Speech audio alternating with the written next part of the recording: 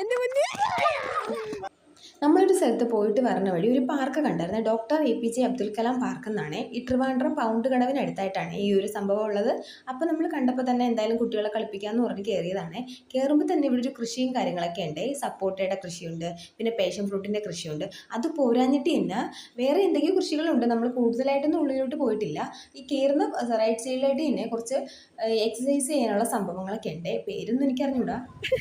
എങ്ങനെയുണ്ട്? എക്സസൈസ് ചെയ്യണത്. കുട്ടികളെയൊക്കെ ഓരോന്നായിട്ട് ട്രൈ ചെയ്ത് നോക്കിയപ്പോഴത്തേക്ക് നമ്മളും ഓരോന്ന് ട്രൈ ചെയ്യാൻ നോക്കണേ. എനിക്കാണെങ്കിൽ പിടിച്ചിട്ട് അങ്ങോട്ടും പോകണില്ല ഇങ്ങോട്ടും പോകണില്ല, എന്തൊക്കെയോ കാട്ടിക്കുട്ടി അവിടെ. എക്സസൈസും കാര്യങ്ങളും കഴിഞ്ഞപ്പോഴത്തേക്ക് പിള്ളേർ ഓരോന്നായിട്ട് പാർക്കിൽ കളിക്കാനായിട്ട് വന്നായിരുന്നേ.